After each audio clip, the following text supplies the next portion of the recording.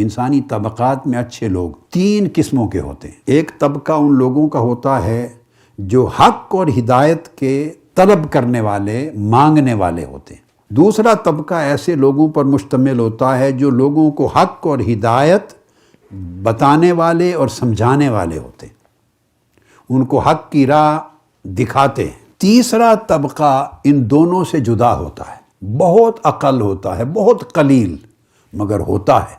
اور وہ کون سا طبقہ؟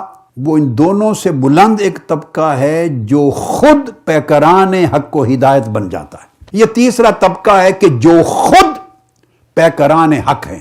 اللہ رب العزت نے انسان کے اندر دونوں چیزیں رکھی ہیں۔ جب تخلیق آدم ہوئی تو ارشاد فرمایا انی خالق بشرا من صلصال من حمأ مسنون، اس میں سے ہر چیز اٹھ رہی ہے، ہر چیز اٹھ رہی ہے۔ اب سوال ہوا کہ جو ہم نے ذکر کیا اس تیسرے طبقے کا، وہ کہاں سے آیا؟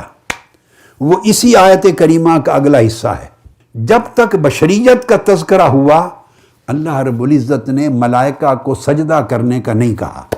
جب یہ پہلا مرحلہ مکمل ہو گیا، بشریت کی تشکیل ہو چکی، تکمیل ہو چکی، اس کے بعد فرمایا جب میں اس کے اندر ان تمام خوبیوں کو ملا کے تو سب سے پہلے اعتدال پیدا کر لوں۔ اب دیکھیے بڑی خاص بات، میں نے پیچھے 3 لفظ بولے ہیں، ظالم لنفسہ ہی جن سے خطا و گناہ ہوتا ہے، مقتصد جن میں دونوں چیزیں اعتدال پر، برابری پر آ جاتی ہیں، اور تیسرا کہا سابق جو نیکی میں آگے بڑھ جاتے ہیں۔ اب اس آیت کریمہ سے اس کا اطلاق سمجھیں۔ جب تک بشریت کی تشکیل ہوئی ان اجزاء سے، اس وقت تک بندہ صرف اس اینگل سے جب دیکھیں تو ظالم لنفسہ ہی کے درجے میں آتا ہے، مگر اس کے بعد کیا ہوا؟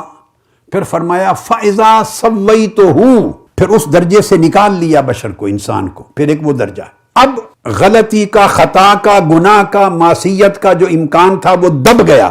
جب توازن اور اعتدال پیدا ہو گیا تو شخصیت نہایت متوازن ہو گئی، یہ دوسری سٹیج آ گئی۔ اس کے بعد تیسرا کلمہ ارشاد فرمایا، وہ کیا؟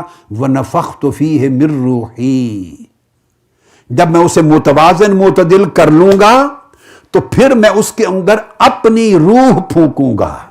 میری روح کا چراغ جب جل پڑے تب سجدہ ریز ہو جانا۔ جب بعض ہستیاں روحانی طور پہ ترقی کرتے کرتے قصباً ایک مقام پر پہنچتی ہیں، اور بعض ہستیاں نبی کا جز ہو کر بدعتم منی، جیسے سیدہ کائنات کے لیے کہا کہ پیدائشی طور پہ نبی کا حصہ لے کے پیدا ہوتی ہیں، اس روحانیت کا، اس امر حق کا حصہ جز لے کے پیدا ہوتی ہیں۔ جب اس جزئیت کی حامل بن کے آئیں یا کسب کر کے تقوی مجاہدہ کر کے اس درجے پر پہنچے، جب اس مقام پر پہنچتے ہیں کہ ان کے اندر نور حق روشن ہو جاتا ہے، وہ نور انہیں محفوظ رکھتا ہے، ان کا قدم کبھی خطا کی سمت اٹھ ہی نہیں سکتا، اور ان کے دامن خیال کی بھی حفاظت کرتی ہے۔ فعلاً غلطی کا صادر ہونا تو بہت دور کی بات ہے، ان کے دامن خیال کی بھی حفاظت کرتی ہے۔ اس لیے ان کو اللہ رب العزت نے نہ صرف حق کی راہ دکھانے والا اور حق کی راہ بتانے والا نہیں بنایا، بلکہ خود ان کو حق بنا دیا۔